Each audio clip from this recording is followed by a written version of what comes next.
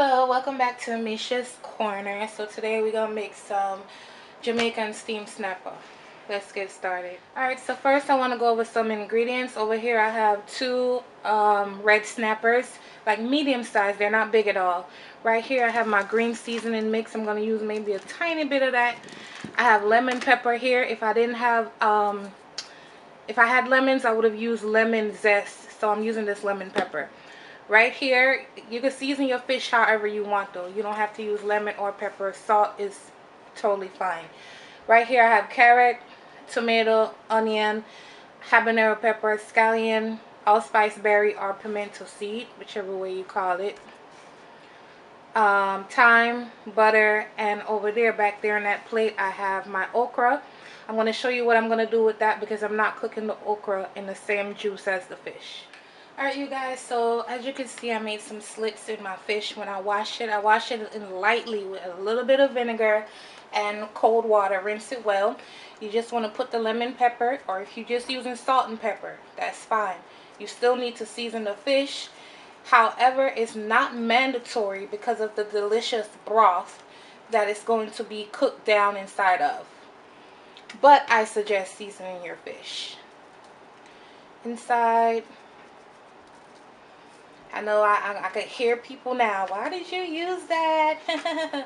Well, I really want to use, so that's what I use. Alright? You can use whatever you want to use. Salt and pepper, like I said, is totally fine. But I like the lemon, so that's why I use the lemon. Alright. Alright, so you want to put a pot on the stove with some oil and some butter. Remember, we're sauteing a lot of vegetables, so you need some fat down in there. You can use coconut oil or whatever oil you have, but I'm using butter today. Then you're going to add your carrot, your tomatoes. The tomato is mandatory in this dish because the tomato is what's going to give you the gist of your juice. That's going to, you know, make your fish nice and moist. You're also going to add everything except for the habanero. Don't add that down in there yet. Alright, so you're going to cook this down. Probably going to be about 10 minutes because you want to break down the tomatoes so it can create that sauce. Then you're going to stir it. It smells so amazing. It smells so good. And then you're going to cover it for the remaining 5 minutes. Alright, you see how this made its own juice? Because we covered it and allowed the tomatoes to break down, and you know. So now I'm going to add a tablespoon of my green seasoning. I'll make sure I put the recipe for that down below. I just made a video for it. You're going to put the green seasoning right there. Mix it in. And now I'm going to add the fish right on top. Cover it again and wait about 10 minutes. 10-15 minutes, and that should be it.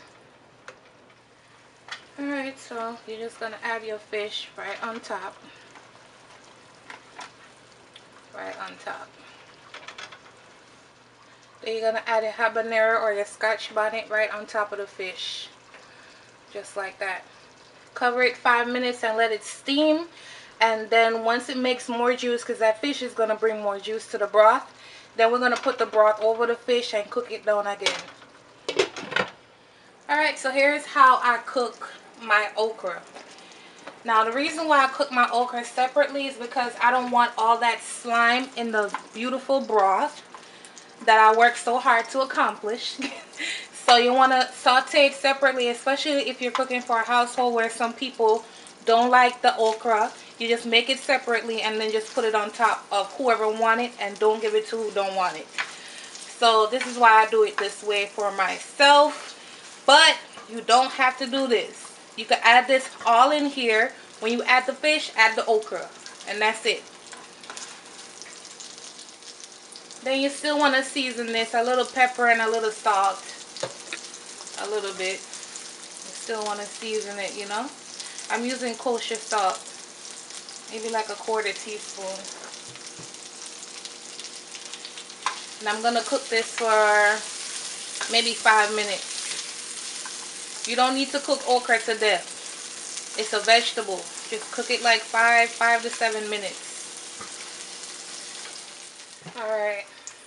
Alright, you see? It made all that juice. Look at this. Look at that. So now you want to try. Don't mess up your fish though. Try and get some of the juice all over the top. Just like this. I wish I could tell y'all how good this house smells. For real, for real. It smells so good in here. You want to get the juice all over the fish. You're going to cover it again and let it cook 5 more minutes. Then I'm going to plate it up and show you guys what it looks like. Okay, okay, okay.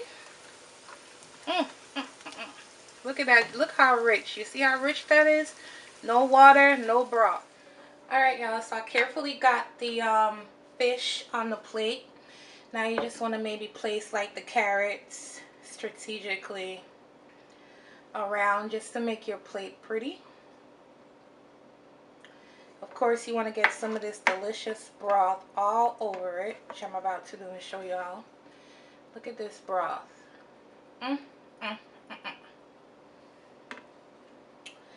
Alright, so I'm going to go get put the rest of the carrots on, go get the okra, and I'll be right back. Alright, you guys, so this is what the fish looks like. Finally, we're done. Oh, it smells so good in here. I'm probably going to take this one right here because I'm about to taste it for y'all. And I'll probably give him that one. But I don't know. He don't really like the fish to have the bone in it.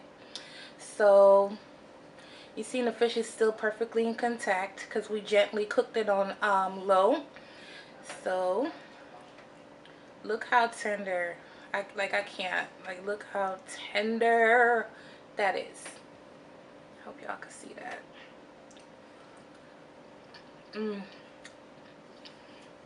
I do not regret using the lemon pepper because it has the perfect amount of zing that you need when you steam fish. Plenty of times you eat steamed fish or you cook it, it's bland because it needs a pick-me-up. And the perfect pick-me-up was that lemon pepper.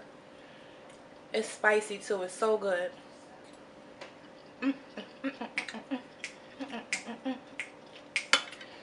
Alright guys, so I'll catch you guys next time on my next video. Hope you give this recipe a try, and I'll see y'all next time. Bye guys.